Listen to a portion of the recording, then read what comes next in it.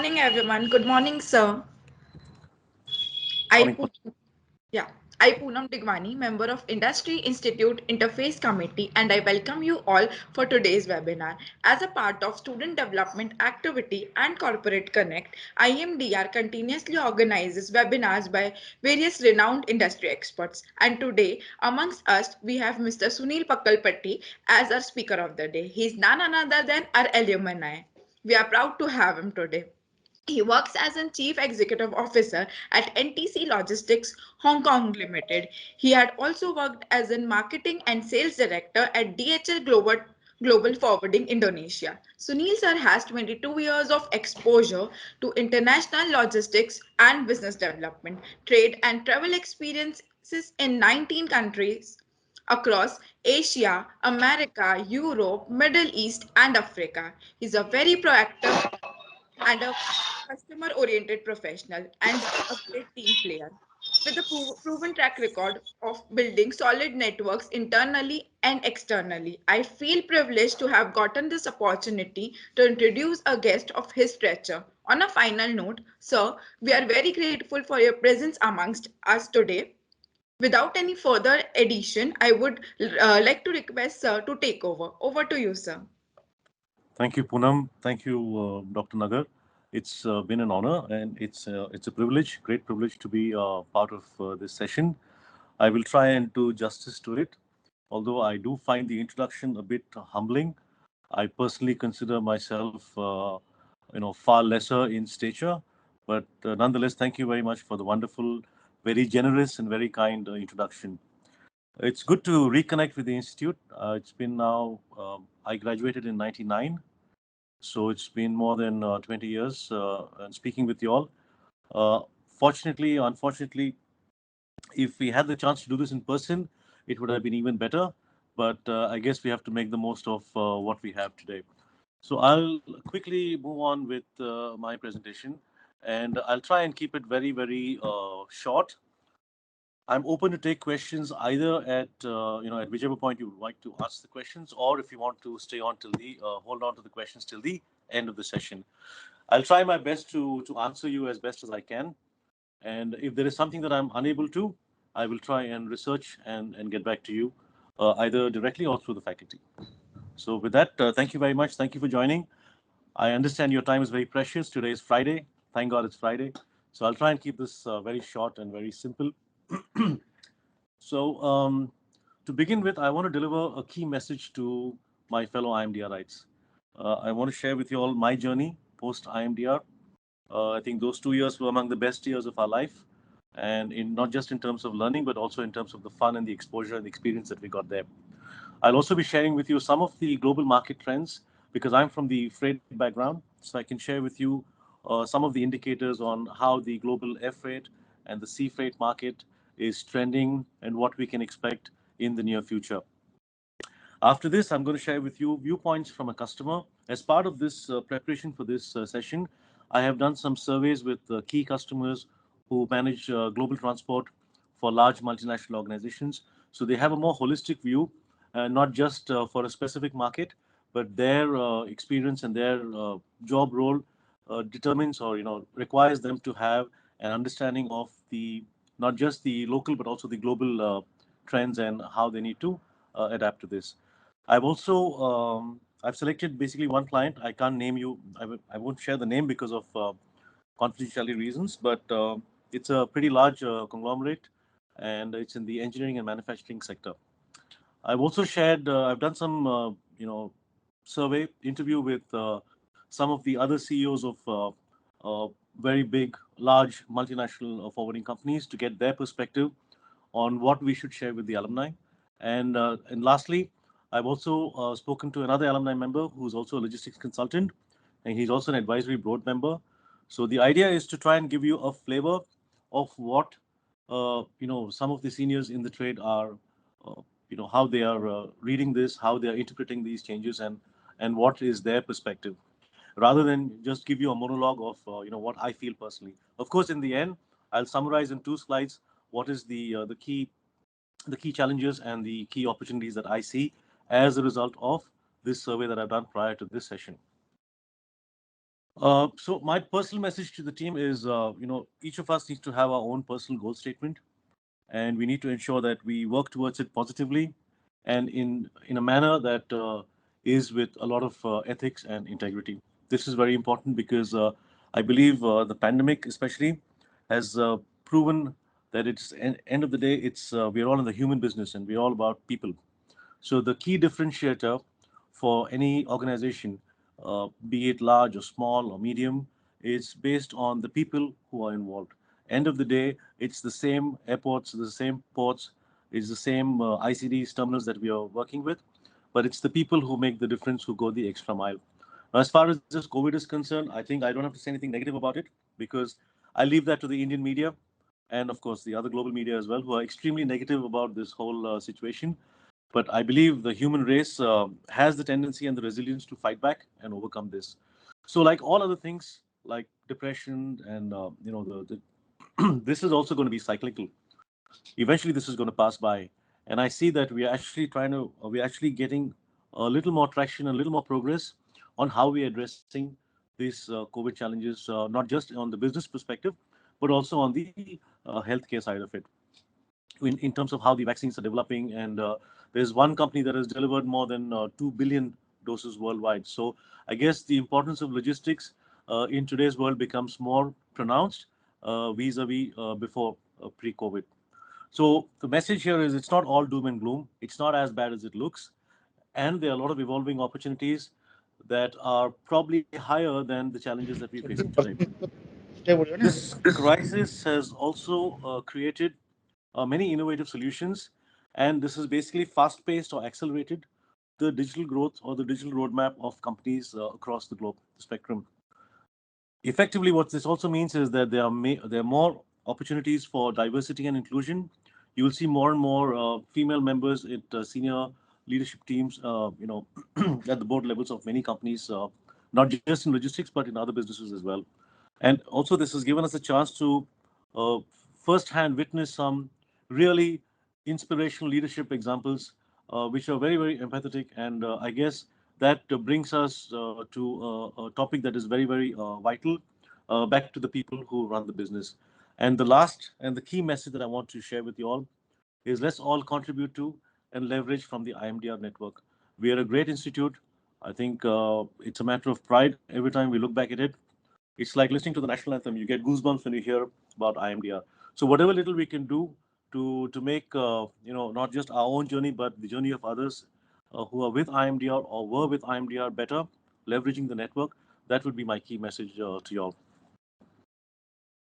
So how did I start up in logistics? I mean, I came in by accident. I was actually working for a diamond jewelry export company, and we also had a local brand that we were retailing in India through a lot of these departmental stores like your Shopper Stop, your landmarks and stuff.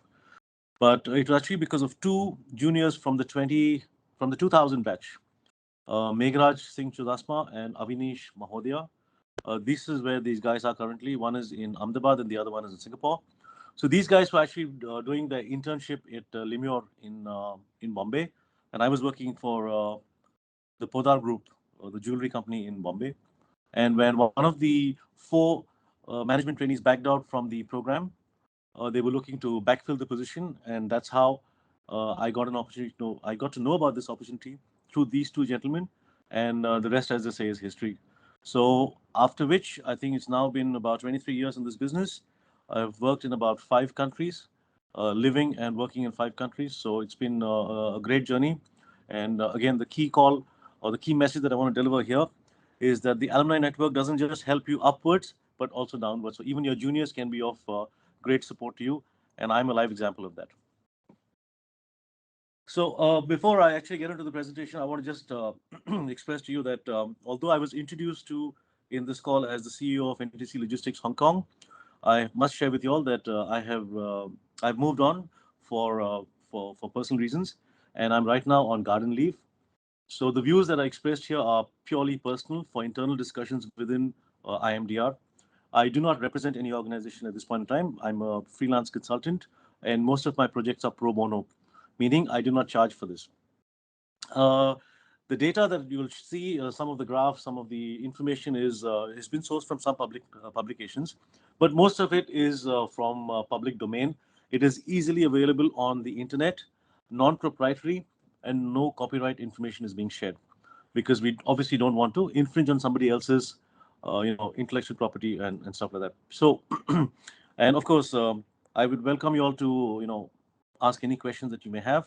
I'll try my best to address it, and try and encourage you to look at the brighter side of it, and look at the opportunities and how we can overcome and translate these challenges into opportunities. So I'm open for questions at any point in time. You could either put it in the chat box, or you could raise your hand. I can't really see the screen besides my presentation, so if you want, you can hold it on to the end of the session as well. So I'll try and keep this to within 20 minutes or so, so we have more time for the for the Q&A. So this is what the international air cargo market looks like. Globally, we are roughly at about 25 million tons of air freight. Uh, and what this graph shows you is the trade flows between the various trade regions. The green ones, the green bubbles indicate a growth over the previous period in time, while the red ones indicate a degrowth. The thickness of the arrow determines or defines what is the size of the market. So if you look at this particular, in the center of this slide, the first of the four pictures, the one on the top left, you'll see that the intra-Asia lanes is still by far the largest trade lane in terms of when compared with the other trade lanes. So for example, this arrow would denote trade from Latin America into Oceania, Australia. So this has grown. So this is how the global trends or the global trade flows have been for the air cargo business worldwide. This does not include the cargo that's managed by integrators, which is your express, courier cargo, your diplomatic mail. This is purely conventional, I mean, general cargo air freight. On the right, on the top right, you see how these trade regions have grown over the last 2 years. Sorry.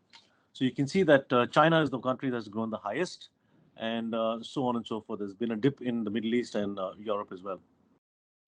On the bottom left, what you see is the difference between the demand and supply. Basically, what happened is during the COVID, with all these countries locking down their borders, a lot of passenger flights got cancelled.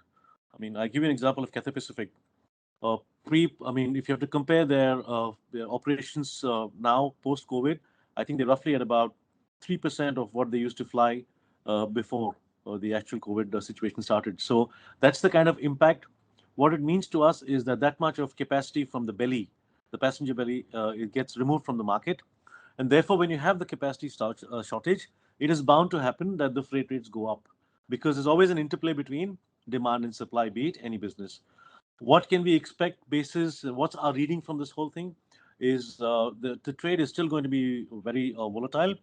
The rates are still going to be uh, pretty much up in the north. They're not going to be crashing very anytime soon, and the capacities are likely to increase over the next year or so. In terms of the long-term view, a lot of the previous aircrafts will be, phased out of, as they call it, retired, because there's a lot of emphasis on efficiencies. So most of the older aircrafts, some countries have, they have rules, regulations that do not permit beyond a certain noise level. So, for example, in Hong Kong, there are a couple of aircrafts that are not allowed to land here because of the decibel level of the noise that they make when they land. So these are some of the reasons why the carriers are having to upgrade the fleet.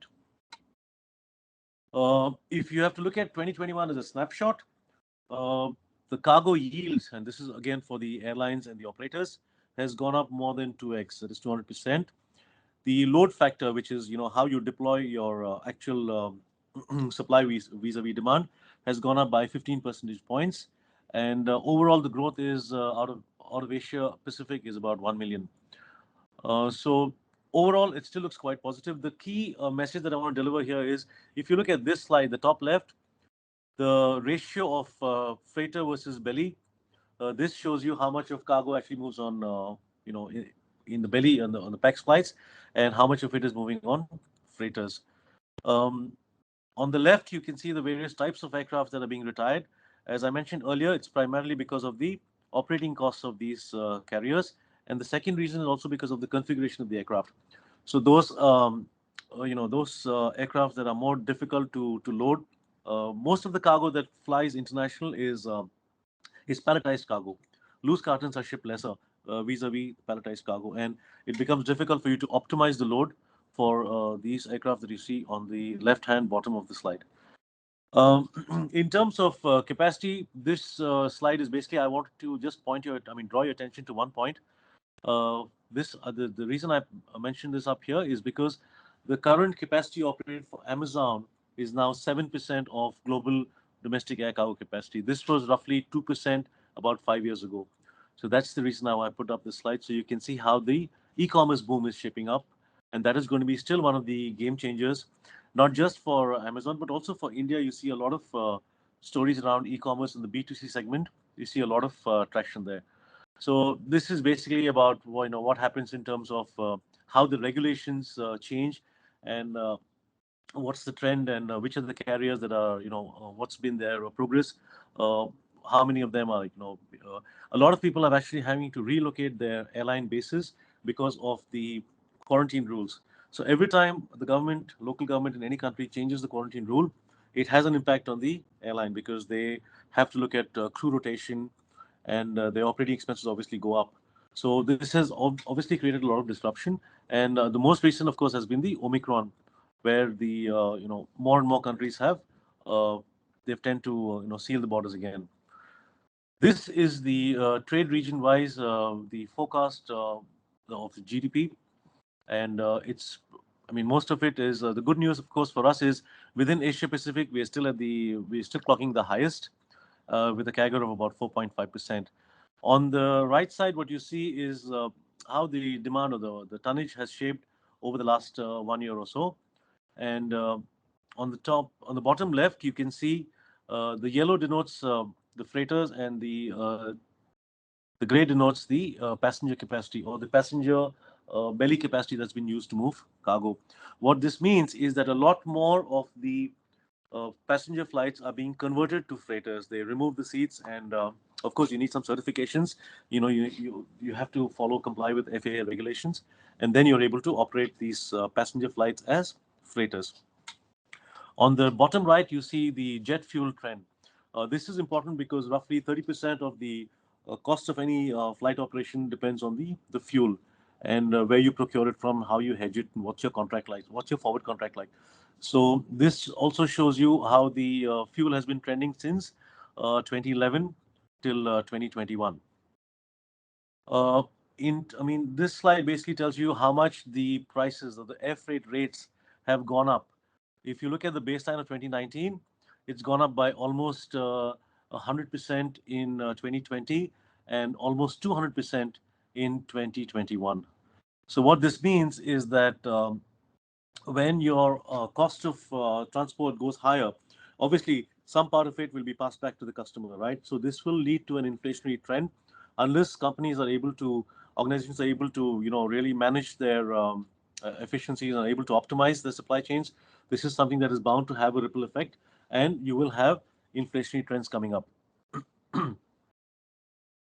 So this shows you how you know, the yellow line here, I apologize for the slides not too clear, but this yellow line here is the freighter capacity.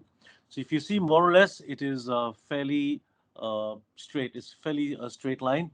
But if you see, there's a lot of passenger flights that were moved into. This is this is pre-pandemic, and this is after the pandemic. You can see the difference in how the passenger flights have dropped down.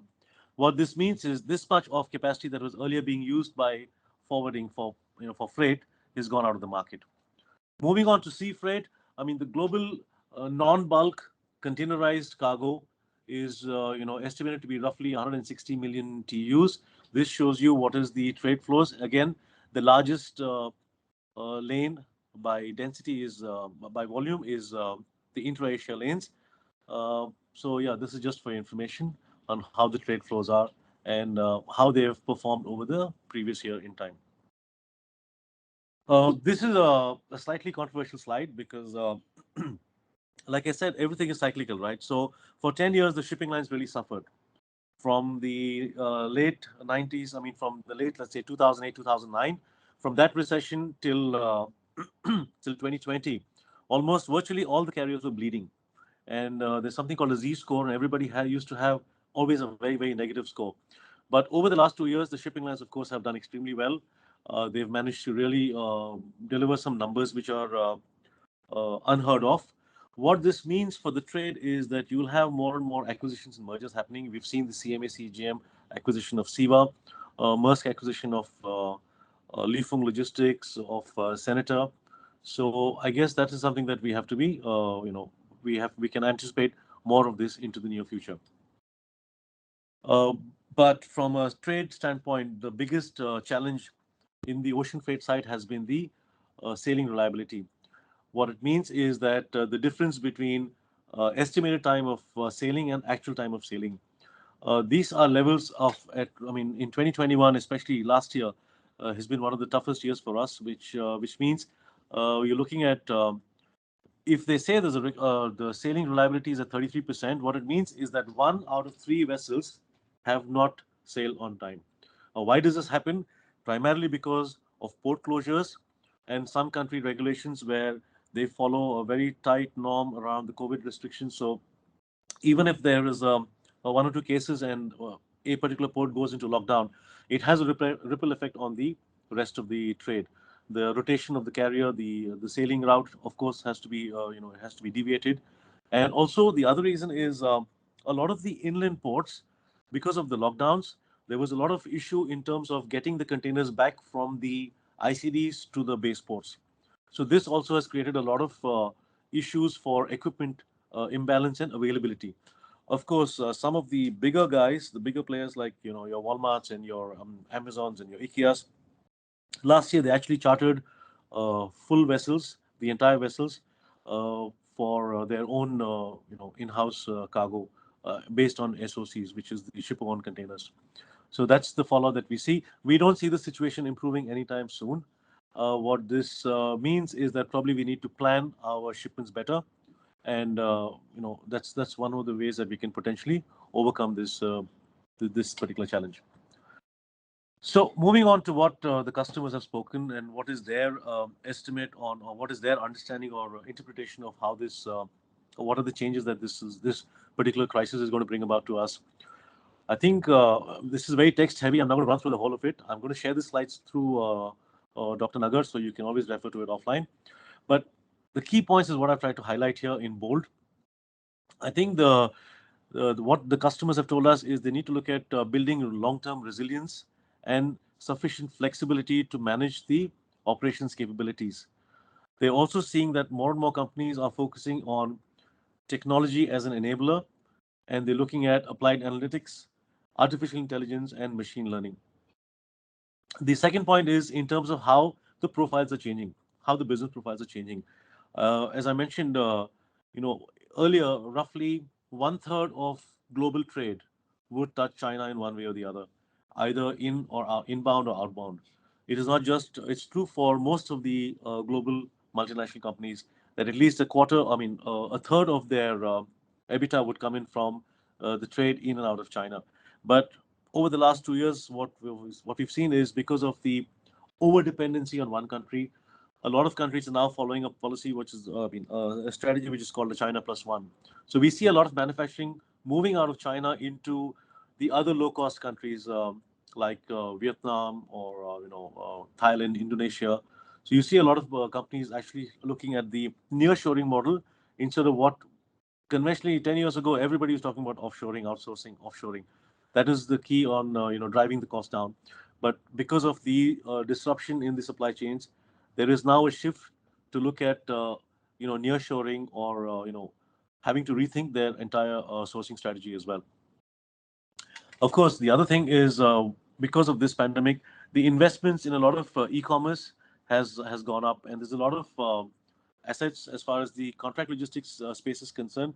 A lot more warehouses are coming up, and that's one of the things that's going to grow much higher than the conventional forwarding. The other thing that the customer spoke about is in terms of how do they improve their cost efficiencies, either by way of improving their delivery densities, or how they can use data and technology, as I mentioned before, as enablers. If you have a very robust ERP, then you can actually use this to look at how you're going to reorder level, what's going to be your inventory reorder level, and how you're going to what's going to be your distribution strategy, what's going to be your which there's a lot of changes that companies have to make because of the fact that the disruption that we faced over the last 2 years was something unprecedented. I think never before in our history have we seen something as ridiculous as this. I mean, we're looking at freight rates between let's say between China and the US, Trans-Pacific, which is one of the largest consumer markets in the world. In fact, a lot of economic indicators are revolving around the US market, and a lot of consultants use that information, be it your inventory to sales ratio or your PMI, your purchasing managers confidence index. So these are the typically the benchmarks or the indexes that they use to form their strategies for the upcoming years. For example, you have the Shanghai Container Freight Index. The SCFI is used by most of the global companies to look at how much they need to budget for their logistics spend for the upcoming year. The other thing that we've seen is the usage of sensors. This is primarily because of a lot of you know sorry, a lot of requirement, or a lot of requirement, higher requirement today in terms of predicting what could potentially go wrong and how we can look at managing the exception. uh, Earlier we would probably have just a few commodities that had this level of visibility, be it let's say high value goods like your high end luxury, or critical temperature critical pharmaceutical products, for which you typically use the RAPs and the RKNs, which is the Enviro. These can support up to like minus 70 degrees temperature. So they would come typically with a sensor which can show what is the temperature excursion, and in case if there is any deviation, then you automatically get a alert to the respective users, so they are able to work on a plan B. But what we now see is that because of the let's say the availability or the accessibility of this information, more and more companies are using this information to track and optimize and predict their operations better, and therefore improving the maximizing the efficiency of the operation. The last mile, conventionally, this is one of the things that is where you have a lot of roughly 30% of your cost is determined on the last mile. This is where most of the companies, we see a lot of progress even back home in India. You see a lot of this is something that's seeing a lot of investment. I read somewhere that Reliance is picking up Dunzo. That's what I read some time back. So you can see a lot more investments coming in. And I'm not personally aware of the smart locker back in India, but this is something that's really picked up in this part of the world, where it's it's a lot easier to operate. It's more convenient, and also it's more flexible for you. You can go and pick it up anytime you want. These smart locker solutions. So um, I guess this, from a customer's perspective, what they say is the awareness around the safety and the sustainability is becoming more important for companies. We had a few years ago the LSS that was implemented, right? The low sulfur surcharge, so that the emissions or the clean fuel, if you will, of the carriers uh, should be more more environment pro environment or environment friendly. Subsequent to which they said they're going to use this special paint in the underhull, so it has lesser traction, and therefore you end up spending lesser fuel. Now we have a lot of the global companies making commitments on being carbon neutral. So some of them have mentioned 2030, some have mentioned 2040 and 50. So there is a plan for companies to offset their carbon footprint and look at getting to carbon neutral, moving into let's say stuff like EVs. That's something that's really picking up, the electric vehicles. Although I think it's not been that high back home in India, but I do see this coming up in a lot of places. The importance of EV and clean energy. So this is the slide that I got from the customer. This is the summary of what he wants to say. They say that you need to anticipate what's going to be the next change.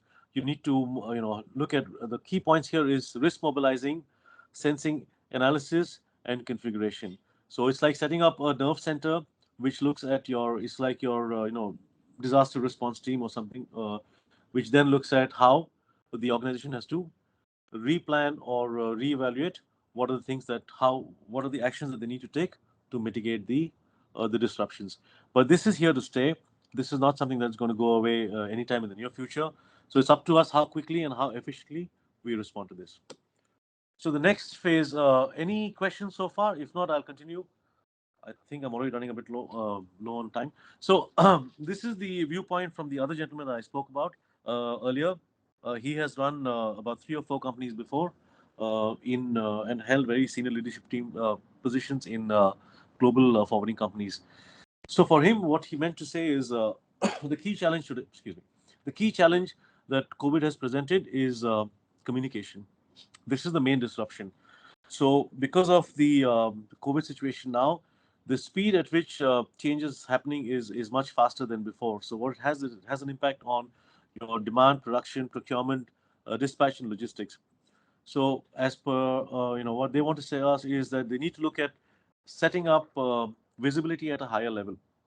This is something that probably was not so much of an expectation pre COVID.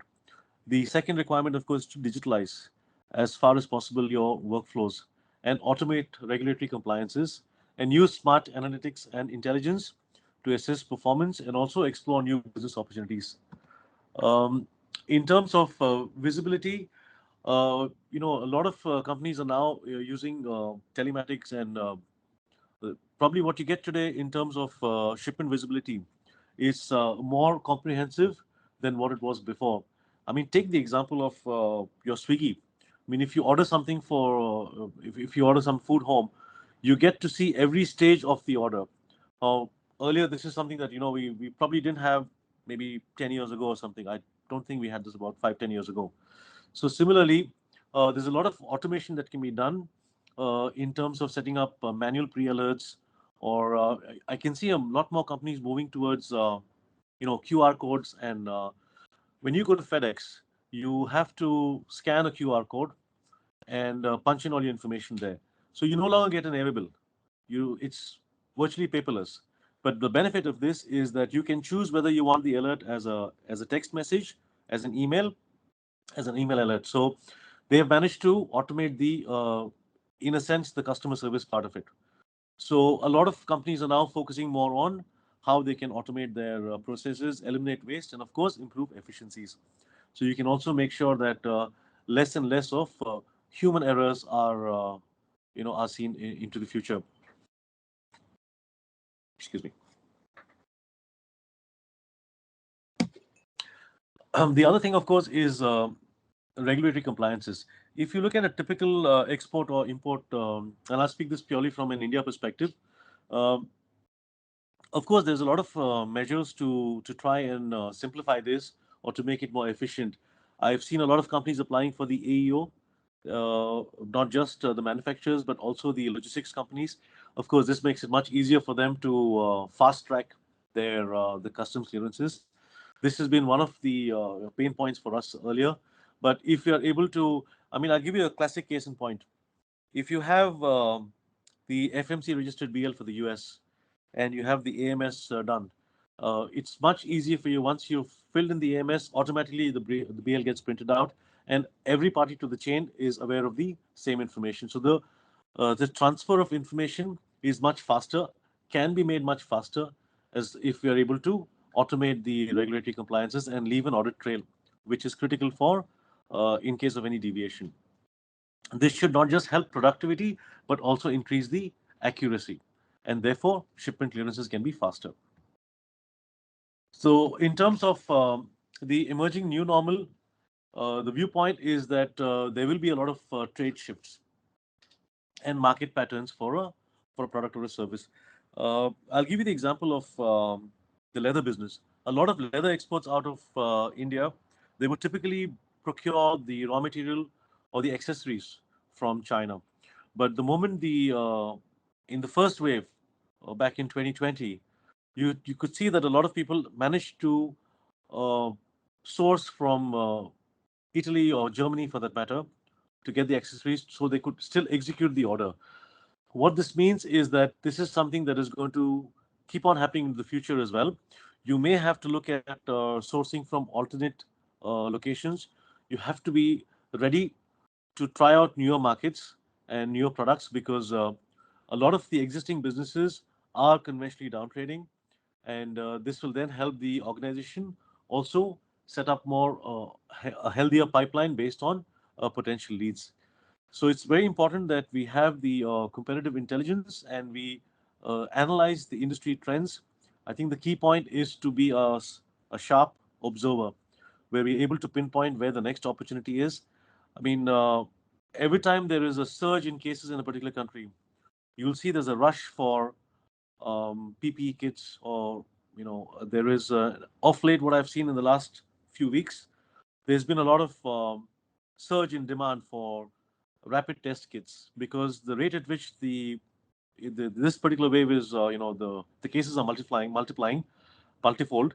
So there are a lot more companies, governments that are looking at buying these test kits, so they're able to test in advance and potentially preempt, take some precautionary measures. So uh, I guess this is one of the things that we need to keep our minds open to. So, in conclusion, from his side, he says that because the threats or whatever disruptions that we're seeing, it's not something that's going to go away anytime soon. So, it's important to have a nerve center or emergency, a quick response team, as you call it, and you have to position to analyze and understand your business in how you're going to do this in the abnormal environment. We call it the new normal, but a lot of things that we see today are fairly abnormal and not seen before. Document the processes and digitalize as many as possible. This will help us, integrate with the vendors, service providers to get better visibility, and of course have a digital compliance system. So the key message from him is physical distancing and digital proximity. I'll say this again: physical distancing and digital proximity. I think this is one of the key messages that he wanted me to convey to my fellow IMDRites. So I think we're almost there till the end of the session. This is the last slide from the consultant perspective that I mentioned. This gentleman has been on both sides of the table as an end user and also as a service provider. So his thoughts to us has been, and he wanted us to share this, is be as agile as individuals and as an organization. I think this applies to all of us, and make your digital transformation a success story. We have to stay open to the idea of M&As, mergers, acquisitions, or collaborative capabilities, and we need to ensure that we have reliable or variable buffers for this to tide over this uncertainty. um, and of course, most importantly, the customer experience is something that is more and more important now when everybody is stressed and you don't see, when you go to the store, you don't see enough toys in the US market before Christmas. Why? Because the cost of freight is so high, a lot of orders have been cancelled, or the delays have been so high that some of the shipments are coming in just before Christmas, not enough time for them to get cleared, make their way to the DCs, then go to the RDCs, and then go to the stores.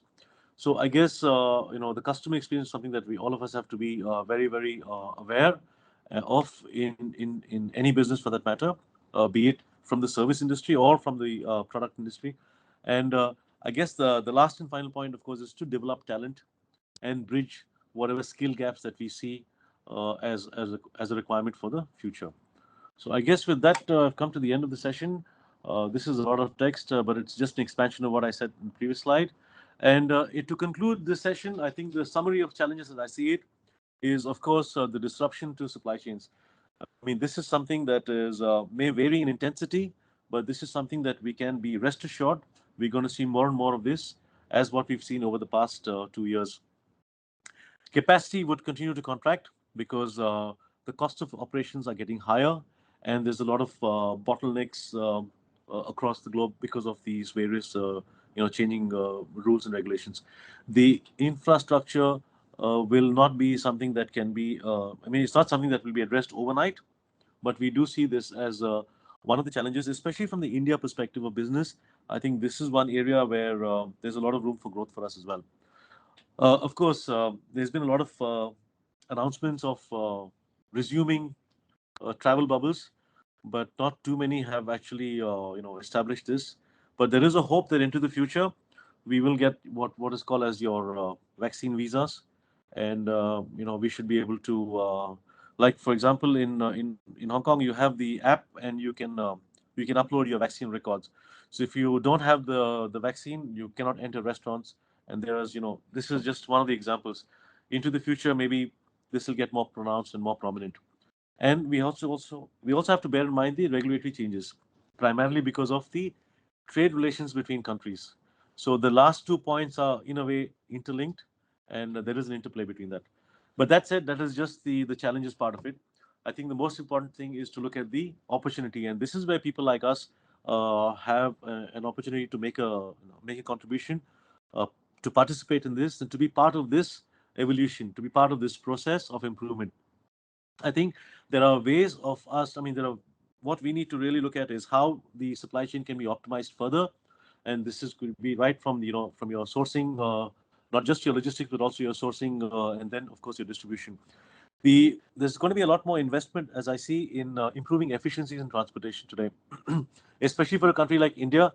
I think this is one area where this market is still very fragmented. It is very unregulated.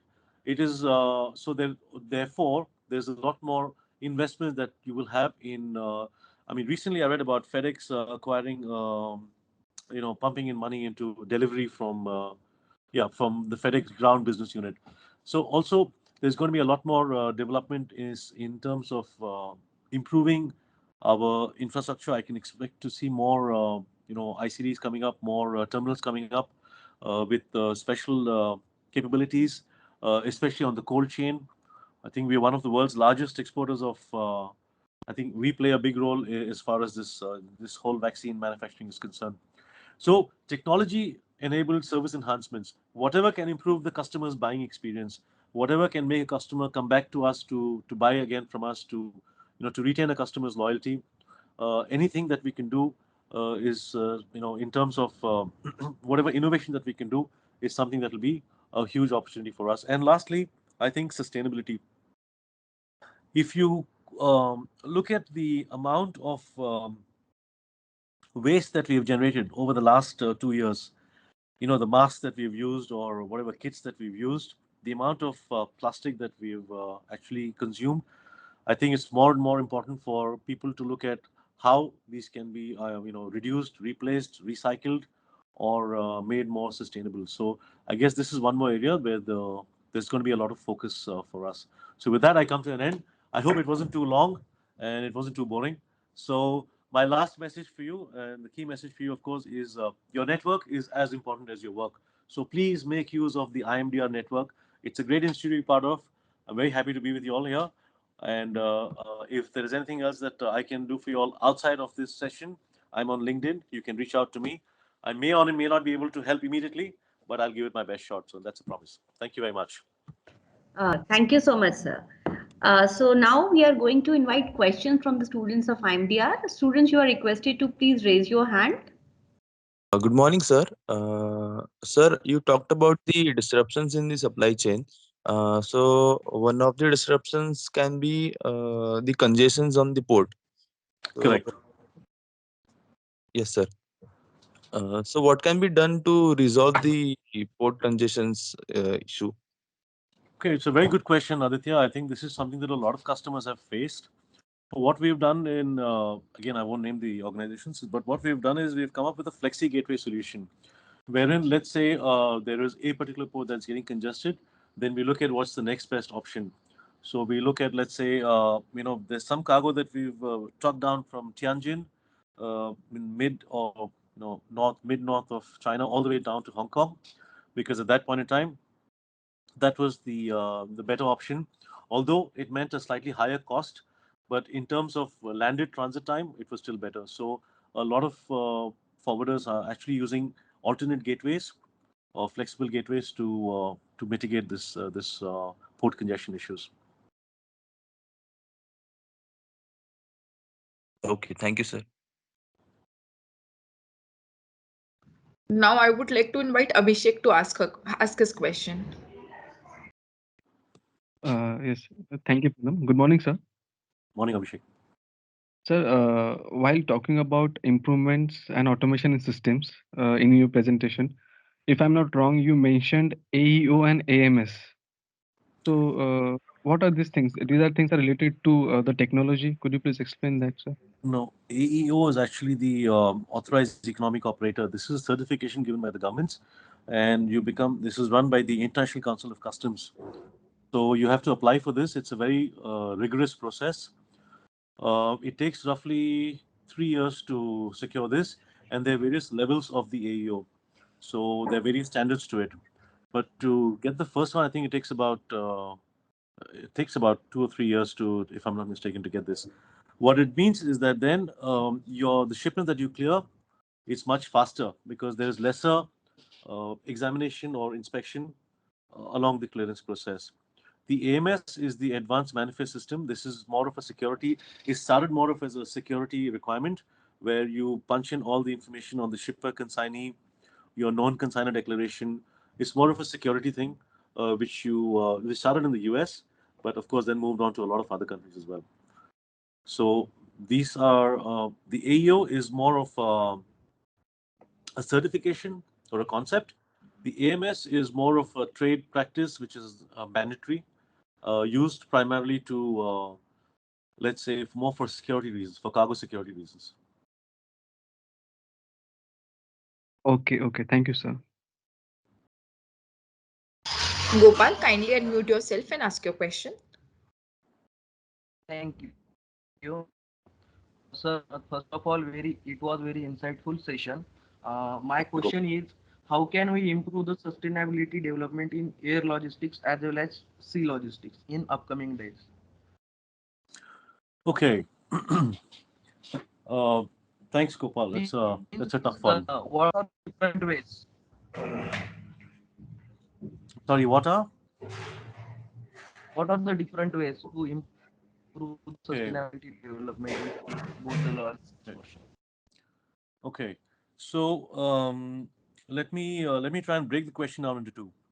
In terms of air freight, if we have to look at improving the sustainability, I guess one of the things would be, and this is what the carriers are more, involved in right now. If you look at one of the slides that I shared earlier, you have cargo, the aircrafts that are being changed from, let's say, from the 787s, the Dreamliners. This is based more on, they runs more on lithium ion, and the even the weight of the aircraft is much lighter. It has more aluminum. So this is what the carriers are doing to try and make their fleet more efficient. The other thing is in terms of as we say in college, biker mileage. So the 350s and the 787s have a much better efficiency vis-a-vis the older aircrafts like the 747s or the earlier 777-200s. Um, you'll also see a lot of if you fly Indigo in India, you'll see a lot of them will have the engine which says the Airbus 320 NEO. The NEO stands for new engine option, which is again more efficient and therefore consumes lesser fuel. So that is one of the ways that you can look at reducing your spend or your impact on the environment by using equipment that is more fuel efficient. So you're burning lesser fuel. The second one, of course, in sea freight, you have, and this is a very initial stage, but they've come up with this particular clean fuel, which is, of course, very expensive. And I recall one of the largest carriers 6 months ago, they mentioned that sorry, part of the cost will be passed on to the customers. But yes, there is a lot of development around improving reducing the sulfur content of the fuel that is used for sea freight. And there are other means of, they're looking at redesigning the vessels to see how they can cut the draft and improve the efficiency. I think personally for us, if we have to look at increasing the delivery density, I think that's where we can consolidate and make it more sustainable. Yes, Thank sir. Thank you, sir. Thank you so much, sir. Dr. Shruti here. So I would like to ask questions, sir. Yes, ma'am. So, sir, we have two categories of students here. One is DM2 students, those who are going to make career in this field. Okay. Second category is DM1 students, those who are going to choose their specialization. So, just I would like to request you to advise them. What is your advice for these two category of students? Is how they should make themselves ready for the industry. Specifically, those who have opted for operations and supply chain management as a specialization, and then those who are planning to take this area as their specialization. So, your words of wisdom for them, these students. Ma'am, I got into this business by accident, but there's never been a dull moment, Right. and I have absolutely no regrets of of being in this trade. And at the same time, I'm very optimistic about the the newer job opportunities that this area presents, this industry presents, and I believe as long as one of the things that I've had a grievance about is not too many people are keen on taking up sales positions. So everywhere in a lot of countries, in a lot of places, we see that lesser and lesser people find sales as the glamour job. But at the same time, I think that in today's changes, the way things are changing, the importance of a pipeline, of the sales pipeline, of having more people, qualified people, passionate people in sales is very important. So I would Right. personally vouch for that. But again, sales is like Mumbai, the city of Mumbai. You either like it or you hate it. There is Right. nothing in between. Mhm. So that's my only 2 cents, ma'am. Uh, Right. Right. yeah. Yes, sir. Sir. Great, sir. Thank you so much, sir. Thanks a lot. Sir, now we are going to wind up the session. There are no more questions. Okay. Thank you very much, ma'am. I Yeah. hope I could do some justice to this if I tried my bit, and I'm available in case if I can be of any support anytime after the session as well. So you can reach out to me on LinkedIn. Right, right. So Dr. Shruti has my contact information. Yes, yes. Thank you so much, sir. So, I'm going to call upon Tina for formal vote of thanks. Thank you, ma'am. Uh, it's my immense pleasure, sir, to present this vote of thanks. I'm Tina Santani, and on behalf of the Deccan Education Society, IMDR, I'd like to formally thank you for giving us your precious time and inspiring us on logistics, challenges, and opportunities in the new normal. So your thoughts have inspired us. The stories that you mentioned have uh, given us new inspiration and hope. And as you mentioned in your talk, that alumni network, that it doesn't just help upwards, but it also helps downwards. Correct. So so as you mentioned that this trade is going to be volatile and the capacity is only going to increase, and you also told us about the customer perspective of things, how customers expect us to build long term resilience by using technology as an enabler, and how there are new emerging policies like China plus one policy, and how the companies you can use e-commerce and delivery density by making cost efficient choices, by using by usage of sensors and smart locker solutions. Safety and sustainability is going to be the priority. So you also mentioned that communication is going to be key, because in the growing in this pandemic situation, more digitalization and automation is the need of the hour, and less human error. As you Correct. also mentioned, visibility and a sense of uniformity across the supply chain is going to be the key element. So you also mentioned that companies should develop a quick response team so that they can manage nervous situations, never seen before situations. Correct. You mentioned that documentation and digitalization is going to be a vital element of this logistics in the coming future. Customer experience is what the companies need to focus on. And in the last but not least, physical distancing and digital proximity is the key Yes. takeaway here. Yes, I borrowed that As line. you also mentioned, sir, your network is as important as your work. Absolutely. So, this piece of information is really helpful, and the insightfulness of this presentation is going to help us all in our future endeavors. Thank you so much, sir, for giving us your valuable time. I'd also like to thank our director, faculty, non teaching staff for continuously encouraging us and supporting us with such great corporate connect. I thank the entire student organizing team, the technical support, and last but not the least, all my students, fellow students, colleagues, without whom this session wouldn't have been a success. Thank you so much, everyone. And thank you so much, sir. Thank you very much. It's been an honor and a pleasure. Thank you. Bye bye. Thank you so much, sir. Thank you for today's this thought-provoking and very interesting session, sir. We truly appreciate your professionalism, your affinity for India and the budding managers. We are really grateful for the time and effort you took to share your thoughts and your experiences with our students. The information shared by you with the help of well-suited examples, latest data, latest trends, it has given food for thought to all the participants.